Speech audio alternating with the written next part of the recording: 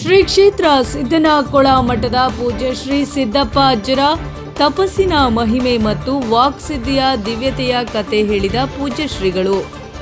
ಕರ್ನಾಟಕದ ಧಾರ್ಮಿಕ ಭೂಮಿಯಲ್ಲಿ ಅನೇಕ ಯೋಗಿಗಳು, ಸಿದ್ಧರು ಹಾಗೂ ಮಹಾನುಭಾವರು ತಮ್ಮ ತಪಸ್ಸಿನಿಂದ ಸಮಾಜದ ಕಳಂಕವನ್ನ ನೀಗಿಸಿ ಧರ್ಮದ ಬೆಳಕನ್ನ ಹರಿಸಿದ್ದಾರೆ.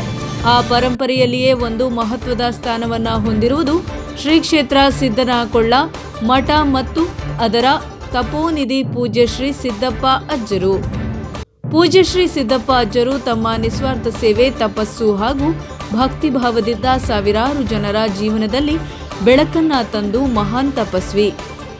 ಇನ್ನು ಅವರ ವಾಕ್ಯಗಳು ಕೇವಲ ಮಾತುಗಳಲ್ಲ, ಅದು ವಾಕ್ಸಿದ್ಧಿಯ ಶಕ್ತಿಯನ್ನ ಹೊಂದಿದ್ದವು ಎಂಬ ನಂಬಿಕೆ ಜನಮನದಲ್ಲಿ ಆಳವಾಗಿ ನೆಲೆಸಿದೆ. ವಾಕ್ಸಿದ್ಧಿಯ ಅಮೋಘ ಘಟನೆಯೊಂದು ದಶಕಗಳ ಹಿಂದೆ ಕನ್ನಡದ ಮೇರು ನಟ, ಜನಪ್ರಿಯ ಕಲಾವಿದ ಡಾಕ್ಟರ್ ರಾಜ್ಕುಮಾರ್ ರವರ ಶ್ರೀ ಕ್ಷೇತ್ರ ಸಿದ್ದನಕೊಳ ಮಠಕ್ಕೆ ಧಾರ್ಮಿಕ ಭೇಟಿ ನೀಡಿದ್ದರು.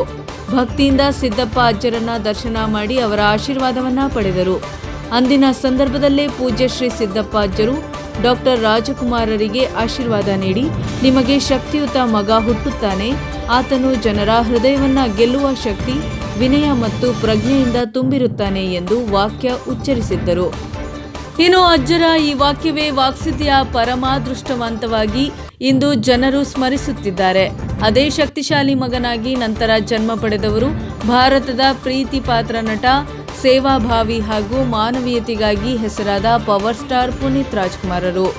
ತಪಸ್ಸಿನ ಶಕ್ತಿ ಮತ್ತು ಆಶೀರ್ವಾದದ ಪರಂಪರೆ ಶ್ರೀ ಸಿದ್ದಪ್ಪ ಅಜ್ಜರು ಧರ್ಮ, ಸೇವೆ, ಮಾನವೀಯತೆ ಮತ್ತು ಪ್ರಜ್ಞೆಯ ಪಾಠಗಳನ್ನು ತಮ್ಮ ಜೀವನದ ಮೂಲಕ ಬೋಧಿಸಿದರು. ಮಠದಲ್ಲಿ ನಡೆದ ಅಜ್ಜರ ತಪಸ್ಸು ಕೇವಲ ಧಾರ್ಮಿಕ ವಿಧಿಯಲ್ಲ, ಅದು ಮಾನವೀಯ ಪರಿವರ್ತನೆಯ ಹಾದಿಯಾಗಿದೆ.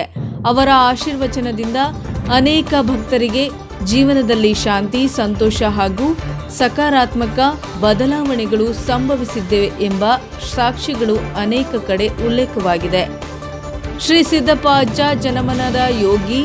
ಪೂಜ್ಯ ಶ್ರೀ ಸಿದ್ದಪ್ಪ ಅಜ್ಜರು ಜನರ ಹೃದಯದಲ್ಲಿ ಎಂದಿಗೂ ಉಳಿದಿರುವ ಸತ್ಯ, ಶಾಂತಿ ಮತ್ತು ನಂಬಿಕೆಯ ಪ್ರತೀಕ. ಅವರ ಜೀವನವೇ ತಪಸ್ಸಿನ ಪಾಠ, ಅವರ ವಾಕ್ಯವೇ ಆಶೀರ್ವಾದ. ಅವರು ಯಾರಿಗಾದರೂ ಆಶೀರ್ವಾದ ನೀಡಿದರೆ ಅದು ನಿಜವಾಗುತ್ತದೆ ಎಂಬ ನಂಬಿಕೆ ಇಂದು ಸಹ ಜೀವಂತವಾಗಿದೆ.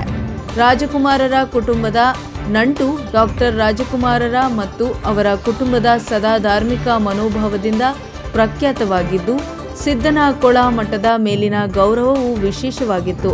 ಅಜ್ಜರ ಆಶೀರ್ವಾದವು ಪುನೀತ್ ರಾಜ್ಕುಮಾರರ ಜೀವನದಲ್ಲಿಯೂ ವ್ಯಕ್ತಿತ್ವದಲ್ಲಿಯೂ ಸ್ಪಷ್ಟವಾಗಿ ಕಾಣಿಸಿಕೊಂಡಿತು. ವಿನಯ, ಪರಿಶ್ರಮ, ಜನಸೇವೆ ಮತ್ತು ಧರ್ಮನಿಷ್ಠೆ ಅವರ ಜೀವನದ ಮೂಲಾಧಾರಗಳಾಗಿದ್ದವು. ಶ್ರೀ ಸಿದ್ದನಕೊಳ ಮಠದ ಪೂಜ್ಯ ಶ್ರೀ ಸಿದ್ದಪ್ಪ ಅಜ್ಜರು ಕೇವಲ ಒಬ್ಬ ಯೋಗಿ ಅಥವಾ ಧಾರ್ಮಿಕ ನಾಯಕನಲ್ಲ, ಅವರು ವಾಕ್ಸಿದ್ಧಿಯ, ತಪಸ್ಸಿನ ಮತ್ತು ಮಾನವೀಯತೆಯ ಜೀವಂತ ರೂಪಕ. ಅವರ ಆಶೀರ್ವಾದದಿಂದ ಜನಿಸಿದ ಪುನೀತ್ ರಾಜ್ಕುಮಾರರು ಪವರ್ ಸ್ಟಾರ್ ಆಗಿ ಕೋಟ್ಯಾಂತರ ಜನರ ಹೃದಯವನ್ನ ಗೆದ್ದರು. ಇದು ಆ ವಾಕ್ಸಿದ್ಧಿಯ ದಿವ್ಯ ಅದೃಷ್ಟವೆಂದರೆ ತಪ್ಪಾಗದು ಎಂದು ಹೇಳಿದ ಪೂಜ್ಯ ಶ್ರೀಗಳು. Bureau news, NKS TV, Gadag. ನನ್ನ ಹತ್ರ ಮಾತಾಡಿದ್ರು ರಾಜ್ಕುಮಾರ್ ಅವರು. ನಾನು ಬಾಳೆಹೊನ್ನೂರಿಗೆ ಅವ್ರನ್ನ ಕರಿಬೇಕಂತ ಹೋದಾಗ, ಆಡ ನಮ್ಮೂರು ಸಿದ್ದನಕೊಳದ ಹತ್ರ ಕೆಲವರು ಅಂತ ನಾನು ಹೇಳಿದೆ. ಸಿದ್ದಪ್ಪಜ್ಜ ಬುದ್ಧಿ ಅವ್ರ 70 ವರ್ಷದ ಮುದುಕಲ್ಲ ಬುದ್ಧಿ. ನಾನು ಬಂದು ಅವ್ರು ಹಿಂಗೆ ಹಿಡ್ಕೊಂಡಾಗ 20 ವರ್ಷದ ಹುಡುಗಾಗಿದ್ರು ಬುದ್ಧಿ ಅವರು ಅನ್ನುವಂಥ ಮಾತನ್ನ ರಾಜ್ಕುಮಾರ್ ಅವರು ಸ್ವತಃ ನನ್ನ ಮುಂದೆ ಹೇಳಿದ್ರು. ಜೊತೆಗೆ ಇವತ್ತಿಗೂ ನಿಮ್ಗೆ ಹೇಳ್ತೀನಿ, ಅವ್ರ ವಾಕ್ಸಿದ್ಧಿ ಹೇಗಿತ್ತು ಅಂತಂದ್ರೆ, ಅವಾಗ ಪುನೀತ್ ರಾಜ್ಕುಮಾರ್ ಅವರು ಗರ್ಭದಲ್ಲಿದ್ರು, ಇನ್ನ ಪಾರ್ವತಮ್ಮ ಅವರು ಗರ್ಭದಲ್ಲಿದ್ರು. ಅವಾಗ ಯಾಕಪ್ಪ ಮಗಳನ್ನ ಯಾಕೆ ಕರ್ಕೊಂಬರಲ್ಲ, ಪಾರ್ವತಮ್ಮನ ಯಾಕೆ ಕರ್ಕೊಂಬಲ್ಲ? ಇಲ್ಲ ಬುದ್ಧಿ, ಹಿಂಗೆ ಗರ್ಭಾವಸ್ಥೆಯಲ್ಲಿದ್ದಾರೆ, ಬರಕ್ಕಾಗ್ಲಿಲ್ಲ. ಹೌದಾ ಅಂತಂದು ಅಲ್ಲೇ ಇರ್ತಕ್ಕಂಥ ಬೂಂದಿ ಕೊಟ್ಟು, ಹೋಗು, ನಿನಗೆ ಒಬ್ಬ ಶಕ್ತಿಶಾಲಿ ಮಗ ಹುಡ್ತಾನೆ ಅನ್ನುವಂಥ ಮಾತನ್ನು ಹೇಳಿದ್ರು. ನನಗೆ ಅನಿಸ್ತಾ ಇದೆ, ಶಕ್ತಿಶಾಲಿ ಅನ್ನುವಂಥ ಪದ ಅಜ್ಜ ಯಾಕೆ ಬಳಸಿದ ಅಂತಂದ್ರೆ, ಆ ಶಕ್ತಿಶಾಲಿ ಅನ್ನುವಂಥ ಪದನೇ ಇಂಗ್ಲಿಷ್ನಾಗ ಪವರ್ ಸ್ಟಾರ್ ಅಂತ ಇವತ್ತಿನ ದಿವಸ ಆಗಿರ್ತಕ್ಕಂಥದ್ದು. ರಾಜ್ಕುಮಾರ್ ಅವರು 77 ವರ್ಷ ಮಾಡಿದಂಥ ಸಾಧನೆಯನ್ನ ಕೇವಲ 48 ವರ್ಷದಲ್ಲಿ ಮಾಡಿದಂಥ ಕೀರ್ತಿ ಸಲ್ಲೋದಾದ್ರೆ ಪುನೀತ್ ರಾಜ್ಕುಮಾರ್ಗೆ ಅದೊಂದು ಕೀರ್ತಿ ಸಲ್ಲಬೇಕಾದಂತ.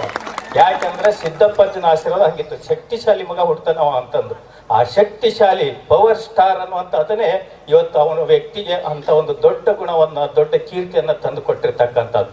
ಆ ಕಾರಣಕ್ಕಾಗಿನೇ ಇವತ್ತಿನ ದಿವಸ ಆ ತಪಸ್ಸಿನಲ್ಲಿ ಏನೆಲ್ಲವೂ ಕೂಡ ಅಡಗಿದೆ.